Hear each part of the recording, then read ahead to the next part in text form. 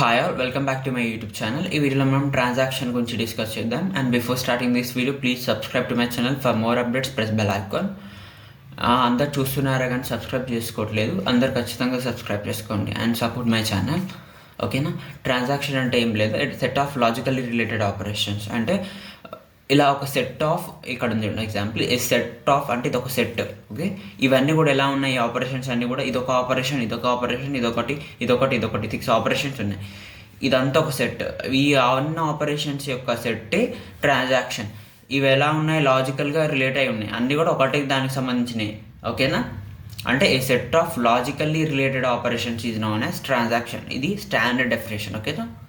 Next example ఏంటంటే withdraw money from ATM. ఇది ట్రాన్సాక్షన్కి ఎగ్జాంపుల్ ఏంటిదంటే ఏటీఎం నుండి మనీ విత్డ్రా చేయడం. ఎలా చూద్దాం ఒకసారి, దీంట్లో ఎలాంటి లాజికల్ ఆపరేషన్స్ ఉంటాయో చూద్దాం. Transaction to transfer ₹50 from account A to account B.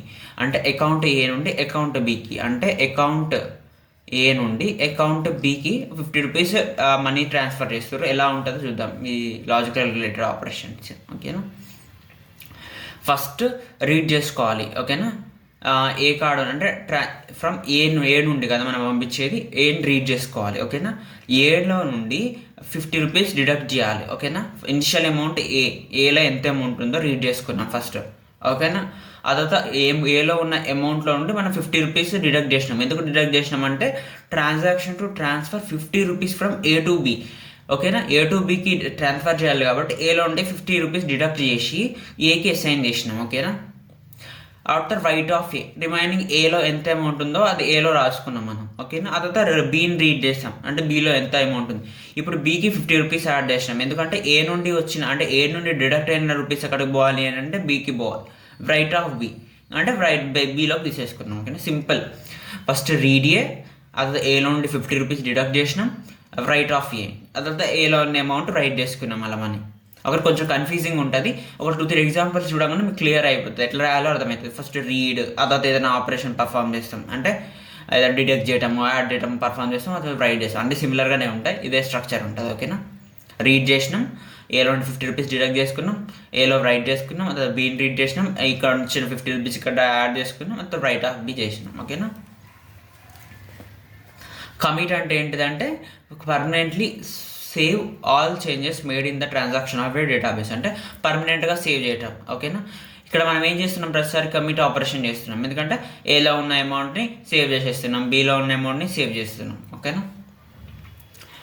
ఆ ట్రాన్సాక్షన్ ఆపరేషన్స్ అంటే ఏంటివంటే సింపుల్గా read, write, commit, roll back. ఓకేనా. Read, write, commit, roll back. ఓకేనా. ఫర్ ఎగ్జాంపుల్ మీరు అనుకోకుండా ఏమైనా డిలీట్ చేసారు అనుకోండి, రోల్ బ్యాక్ ఆపరేషన్ యూజ్ చేసారు అనుకోండి, అన్ని ఆ ఇన్ఫర్మేషన్ మళ్ళీ మీకు వచ్చేస్తుంది. ఓకేనా. సింపుల్. ఈ డెఫినేషన్ గుర్తుపెట్టుకొని ఎగ్జాంపుల్ రాయండి. నెక్స్ట్ ఏంటంటే యాసిడ్ ప్రాపర్టీస్. ఇది చాలా important. Explain about acid properties అని అడుగుతారు ఎగ్జామ్లో, ఖచ్చితంగా గుర్తుపెట్టుకోవాలి.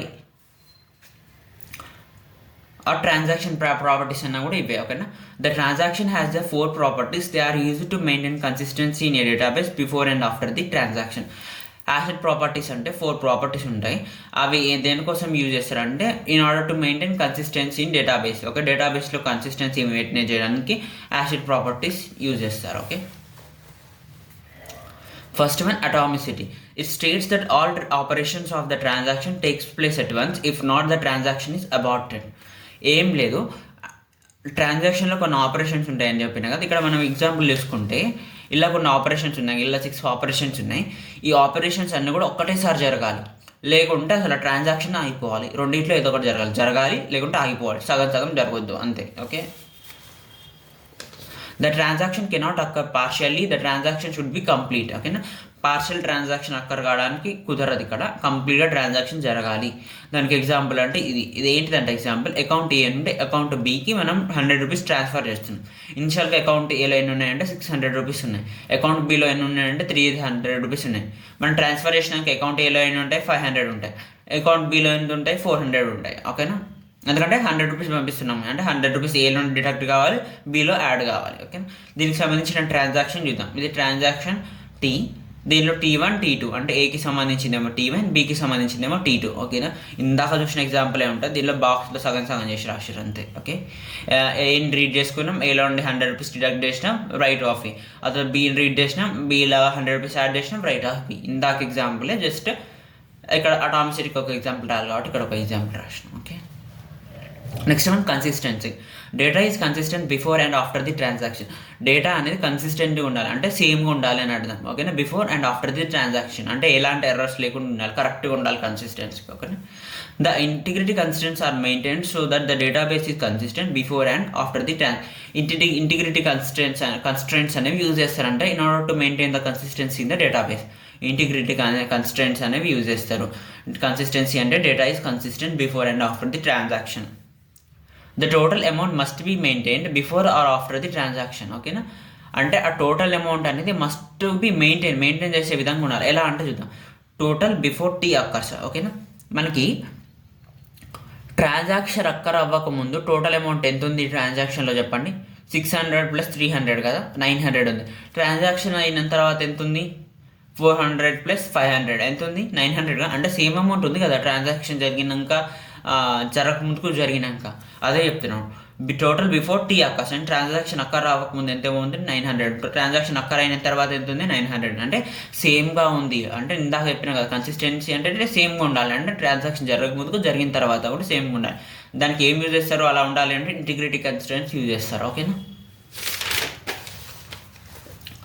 Next one isolation. Data is one transaction is not affected by other transaction. Okay, ఒక ట్రాన్సాక్షన్లో ఉన్న డేటా అనేది ఇంకొక ట్రాన్సాక్షన్లో ఉన్న డేటాని ఎఫెక్ట్ చేయదు అని అంటున్నారు. ఓకేనా, for example x is equal to 100, y is equal to 100. ఎక్స్లో 100, వైలో 100 అమౌంట్ ఉన్నాయి అనుకోండి. ట్రాన్సాక్షన్ T1 T2 ఇనిషియల్గా ఎక్స్ని రీడ్ చేసినాం. ఓకేనా, ఎక్స్లో 100 రూపీస్ యాడ్ చేసినాం. ఓకేనా, రైట్ అంటే ఎక్స్లో ఉన్న అమౌంట్ ప్లస్ 100 రూపీస్ ఉన్నాయి, దాన్ని రైట్ చేసుకున్నాం. ఓకేనా, ఆ తర్వాత ఏం చేసినామంటే అదే టైంలో ఇక్కడ ఎక్స్ని రీడ్ చేసినాం. ఓకేనా, ఎక్స్ని రీడ్ చేసినాం, ఆ తర్వాత వైని రీడ్ చేసినాం, ఆ తర్వాత ఇట్ సైడ్ అబ్జర్వ్ చేయండి. ఇక్కడ వరకు అబ్జర్వ్ చేసి నెక్స్ట్ ఇట్ సైడ్ అబ్జర్వ్ చేయండి. ఎక్స్ని రీడ్ చేసినాం, వైని రీడ్ చేసినాం. జెడ్లో x+y అమౌంట్ని అంటే సేవ్ చేసుకున్నాం. కానీ జెడ్ అనే దాంట్లో x+y రైట్ ఆఫ్ జెడ్ అంటే జెడ్లోకి ఆ అమౌంట్ని రైట్ చేసుకున్నాం సేమ్. ఓకేనా, ఇక్కడ వరకు మనం ఎక్స్లో 100 రూపీస్ యాడ్ చేసినాం.